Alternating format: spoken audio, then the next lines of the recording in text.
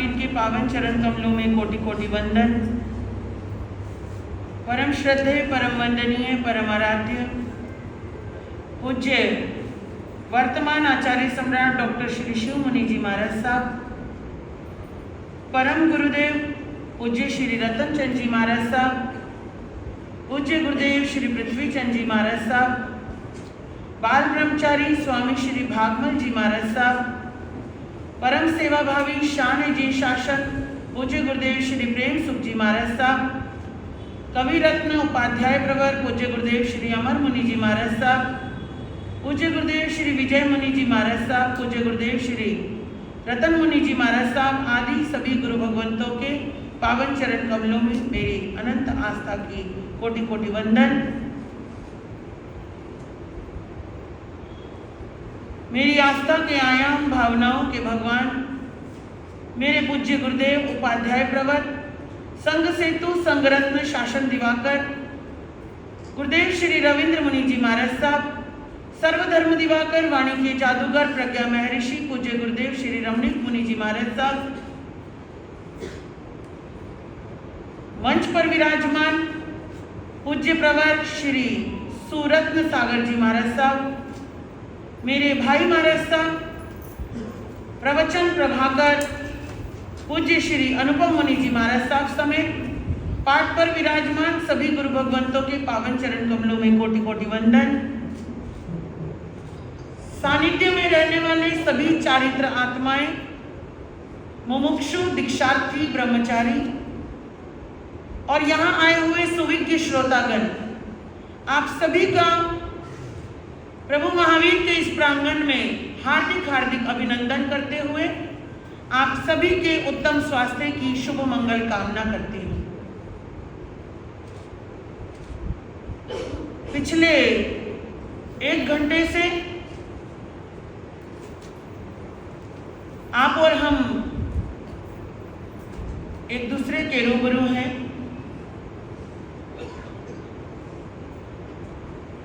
आज ये बहुत ही सुंदर समागम हुआ। कल सायंकाल में हमारे भाई महाराज साहब ने हमें बताया, वैसे तो सुबह ही बता दिया था, कि कल 26 तारीख को लोहा मंडी के प्रवेश के साथ साथ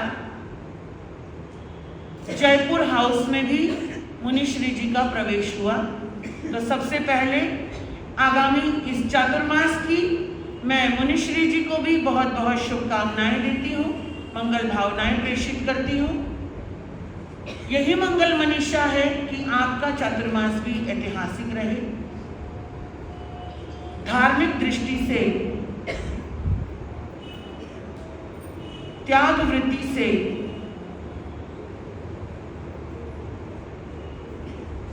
निरंतर वर्तमान रहे।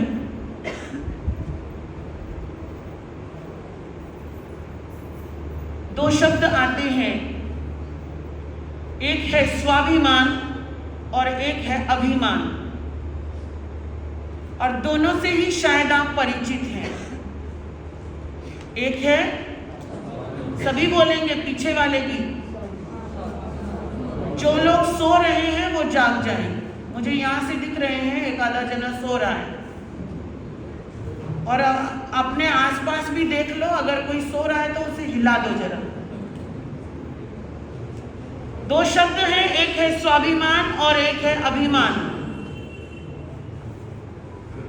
दोनों में मामूली सा अंतर है, लेकिन दोनों की वजह से बहुत बड़ा अंतर क्रिएट हो जाता है।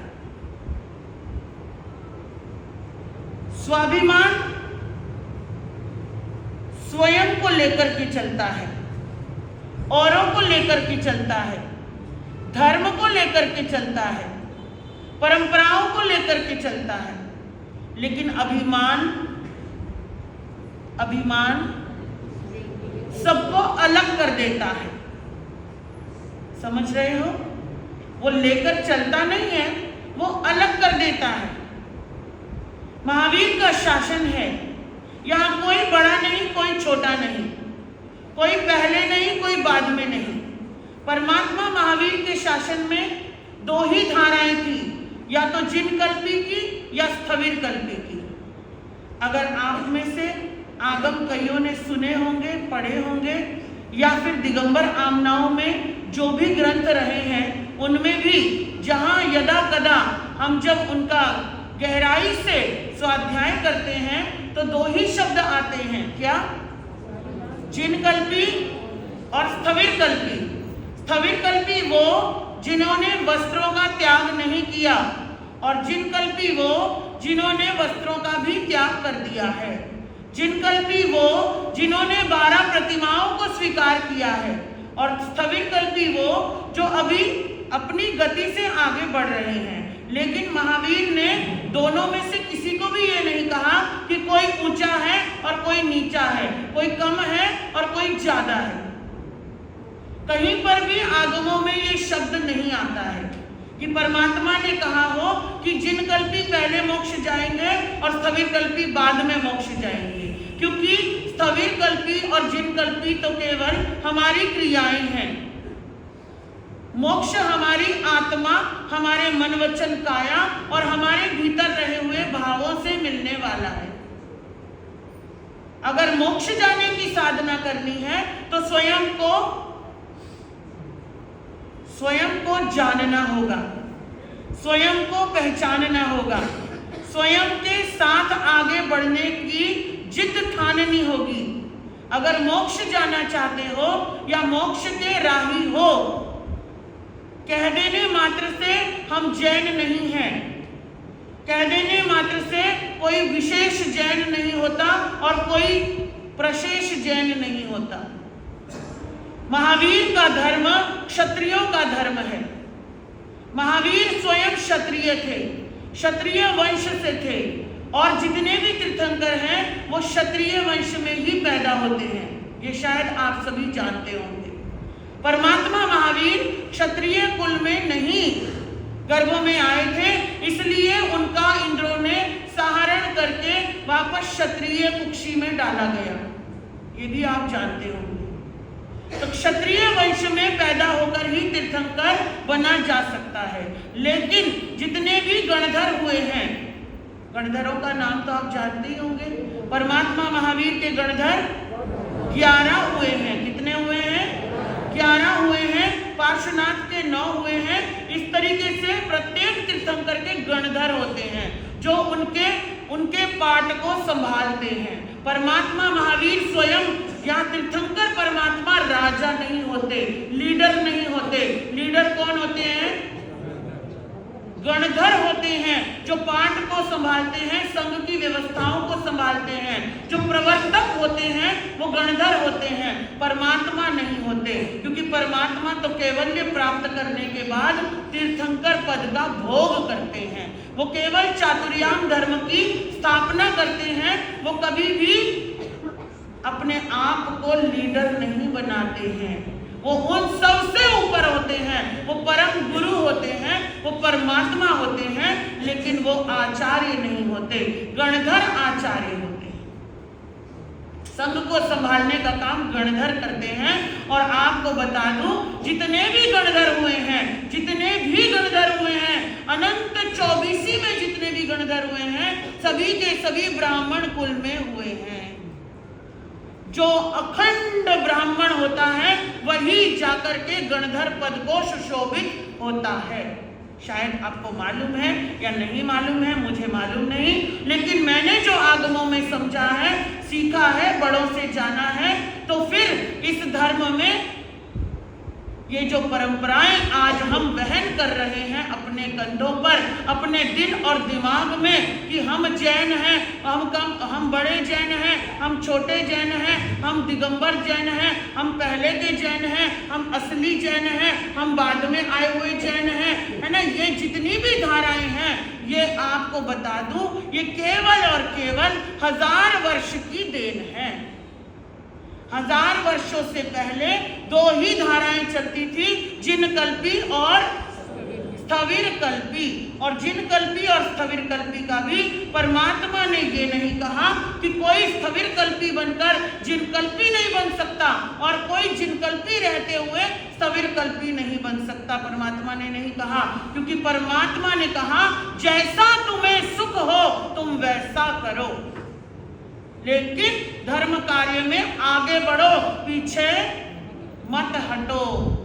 तुम्हारी आत्मा तुम्हारे शरीर के अनुकूलता जिस धर्म में भी हो उस अनुसार अपने आप को धार्मिक बना करके रखो। सहज भाव में रहो, सरल भाव में रहो, समता भाव में रहो, सहिष्णुता भाव में रहो। अगर ये चार भाव आपके पास नहीं है तो आपका ज्ञान, आपका दर्शन, आपका चारित्र, आपका तप सबका सब व्यर्थ होने वाला है। कौन सी चार बातें नहीं है? अगर सबसे पहले सरलता, कोई छल नहीं, कोई कपट नहीं, कोई मायाचारी नहीं, कोई छोटे बड़े का भेदभाव नहीं, जब तक सरलता नहीं आएगी तो धर्म में पहला कदम आगे बढ़ने वाला ही नहीं है। सरलता से विनय आती है, सरलता पूर्वक किया गया ज्ञान ही शुद्ध ज्ञान कहलाता है। दूसरा नंबर आया सहजता। सहज रहो, सहज रहो, खुशी आए तो भी सहज रहो, गम आए तो भी सहज रहो, सम्मान हो तो भी सहज रहो और अपमान हो तो भी सहज रहने की प्रक्रिया को अपनाते जाओ। और अगर ये नहीं आया तो हमारा आगे आगे आगे बढ़ते जाना कोई काम आने वाला नहीं है। पहला है सरलता, दूसरा है सहजता, तीसरा है समता। समता जिसे हम सामायिक भी कहते हैं। और परमात्मा ने बड़ी ही सुविधा दे दी, आप एक घड़ी से शुरू करते हुए आगे बढ़िए, आप कुछ पलों से शुरू करते हुए, कुछ मिनटों से शुरू करते हुए आगे बढ़िए। अपने आप को समता में लाने की कोशिश कीजिए, प्रैक्टिकल रहिए। प्रैक्टिकल रहने की साधना ही जैन साधना है, सामायिक की साधना है कि कैसा भी सिचुएशन हो, कैसा भी सिचुएशन हो, चाहे वो गृहस्थी का घर हो, चाहे वो साधु का घर हो, चाहे वो गृहस्थी का घर हो, चाहे वो साधु की समाज हो, कोई भी हो, सिचुएशन कैसी भी हो, आपको समभाव में रहना आना चाहिए। और उसकी साधना एक बार में नहीं होगी, पल पल बढ़ानी पड़ेगी, पल पल बढ़ानी पड़ेगी। हम सामायिक में बैठते हैं, कभी हमारा ध्यान घंटी पर जाता है, कभी मोबाइल पर जाता है, कभी आने वाले लोगों पर जाता है, कभी जाने वाले लोगों पर जाता है, कभी किसी बात पर चला जाता है, कोई बोलता है तो उस पर चला जाता है, कोई नहीं बोलता तो उस पर चला जाता है। हमें समता की साधना करनी आनी चाहिए। और सहिष्णु, चौथा नंबर है सहिष्णु, यानी कि आपको सहन करना आना चाहिए।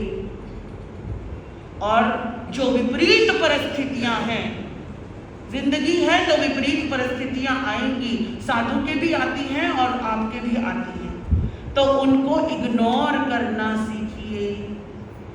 सुख में फूले नहीं, दुख में तड़फे नहीं, सुख में फूले नहीं, दुख में तड़फे नहीं, प्राण जाए मगर धर्म भूले नहीं, प्रेम भक्ति के आंसू बहाते चले, सिद्ध अरिहंत में मन रमाते चले।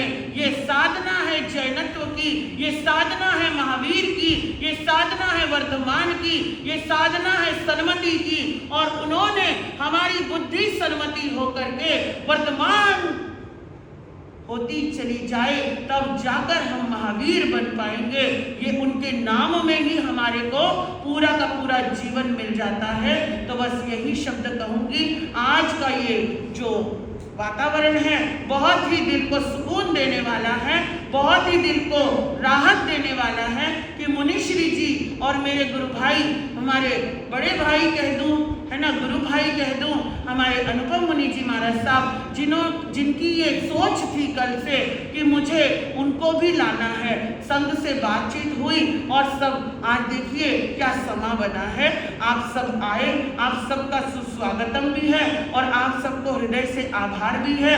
और रही बातें बड़ी बड़ी कि हम एकता करें, ये करें और वो करें, आप केवल खुद को जैन बनाते चलिए, ऊंच नीच भेदभाव से खुद को दूर करते चलिए, पूरा समाज अपने आप एक दिन एक हो जाएगा। दूसरों को एक करने के चक्कर में हम अपने आप को ही भूलते जा रहे हैं। हमें किसी के चक्कर में उलझना नहीं है, हमें केवल खुद को पॉजिटिव करना है, खुद को सही करना है, खुद को देखना है, खुद को जानना है। और इससे बड़ा तो कोई वक्त आएगा ही नहीं कि जो चातुर्मास आ रहा है, जो चातुर्मास कल और परसों से शुरू हो रहा है। परंपराएं अपनी जगह काम करती हैं, संप्रदाय अपनी जगह काम करते हैं, है ना, लेकिन उनको भेदभाव के स्तर पर नहीं लेके जाना है। हमें केवल वो तो केवल हमारी साधन मात्र हैं, उसको साधना समझना नहीं है। ये तो साधन मात्र हैं, साधन मात्र से ऊपर जाना है हमें। हम जहां भी रहें वहीं ठहर जाएं, चातुर्मास में स्वयं को जाने, स्वयं को पहचाने। स्वयं को 3 शब्द और देती हूँ, क्योंकि ये समा दोबारा मिले ना मिले। 3 शब्द और देती हूँ। प्रार्थना, ध्यान से सुनना और गहराई में चिंतन करना। प्रार्थना, प्रवचन और प्रतिक्रमण, 3 शब्द हैं। प्रार्थना, प्रवचन और प्रतिक्रमण, बस यही साधना चातुर्मास की है। प्रार्थना करो परमात्मा की, है ना, और प्रवचन सुनो गुरुओं के, और प्रतिक्रमण करो स्वयं के लिए। तो बस आपका उद्धार और साथ में हमारा उद्धार भी हो जाएगा। बस इन्हीं शब्दों के साथ अपने वक्तव्य को विराम देते हुए पुनश्च एक बार मुनीश्री जी के और मेरे गुरु भाई महाराज के चरणों में कोटि कोटि वंदन करते हुए अपने शब्दों को विराम देती हूँ। ओम शांति।